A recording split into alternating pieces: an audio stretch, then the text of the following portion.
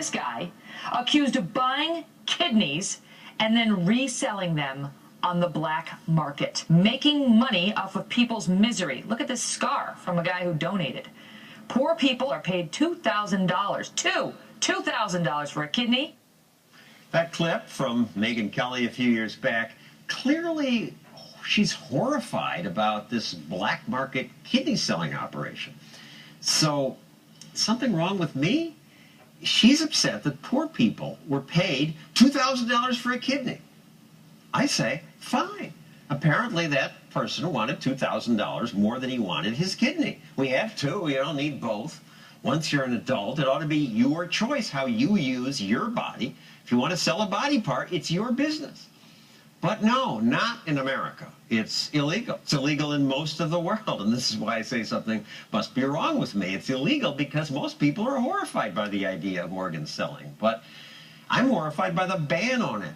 100,000 Americans are on a waiting list hoping to get a kidney. In the meantime, they suffer painful dialysis, 4 hours, 3 times a week, and it only partially cleans their blood. It's also expensive, $30 billion of Medicare spending. And thousands of Americans die waiting, hoping to get a kidney. Others risk their lives going to foreign countries or visiting sleazy doctors here in America who do transplants illegally. There's a thriving black market. Websites post ads for kidneys. This site says in America, kidneys go for about $120,000. But because it's a black market, you can't be sure the offer's real, or if it is, if the surgery would be safe. So imagine if you could leave America and go to a truly horribly governed country, Iran. They threaten the world, persecute women, stone people who break Sharia law, but they do one good thing. They're the only country in the world that legalized organ selling. Sigrid Frey Revere went there to check it out, and you liked what you saw. In Iran, they have a waiting list for people to donate as opposed to a waiting list for people who can't get a kidney. So everyone who medically qualifies can get one. I mean, Iran of all places? Exactly. The only country. The only country. And they've been doing it for 25 years. You interviewed people there. You said, well, what if this were illegal? They say, I'd kill for money to do it illegally. It shouldn't be illegal. There's nothing wrong with helping yourself while helping others. The sellers all thought that they were doing a good deed. They didn't think that money exchanging hands made it any less valuable as a social act of helping save another person's life. As a matter of fact, there were people who said, if I had a second kidney I could give, I would give it for free because I got so much pleasure out of helping another human being. But at least this way, 2 of us were helped. I was helped solve my financial problem, and I saved a life at the same time. They don't feel so good about it that they were willing to donate without the money. Some people do. Some people do. But they don't in these other countries. In other countries, people wait for organs. Well, that's true, but even in this country, 1/3 of the kidney transplants come from altruistic donors. Who don't get paid. Who don't get paid. And you have pictures of some of the donors here. Well, one of the pictures you have is of a blacksmith who was an apprentice who needed the money to start his own shop.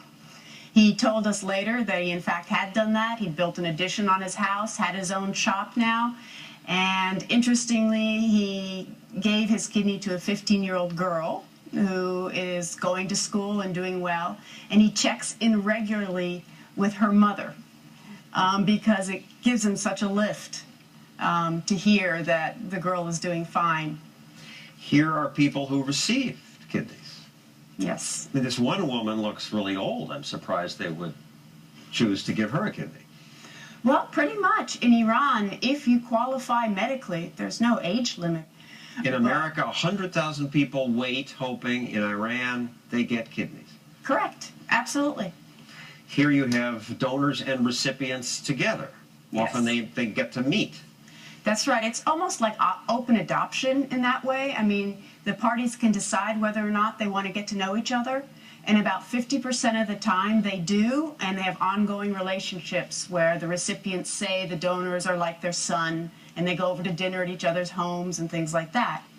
In these pictures, the donor is on the right, the recipient on the left. Correct. And in the rest of the world, people are horrified by this. You're not, I'm not. Are we just weird? What's your take on this? I can't really understand why the whole argument about exploiting the poor, it's so patronizing. Yeah, it's the rich will just take organs from the poor. Why do people think that you lose your ability to reason because money's involved? I mean, you don't. You know, it makes a lot of sense to get $50,000 for a kidney and save someone's life rather than working 5 years in a coal mine to pay for your child's education. And we already sell, women sell eggs, men sell sperm. Blood and bone marrow. Yes, we do. People view the surgery differently. I don't know if it's the surgery. I think it's just old habits die hard. I don't understand the attitude of news reporters who act like adults who voluntarily trade one kidney for money are helpless suckers. Here's a sample. It's mostly young, unemployed men who try to sell one of their kidneys. They have little understanding of the consequences. They don't understand the consequences? Well, there they you know go. It's surgery. The guy I told you about was 32 years old. What is this young guy unemployed? You know, he just decided he'd been an apprentice long enough. You know, there were people who paid for their children's educations, to build additions on their house, to start businesses, to get married.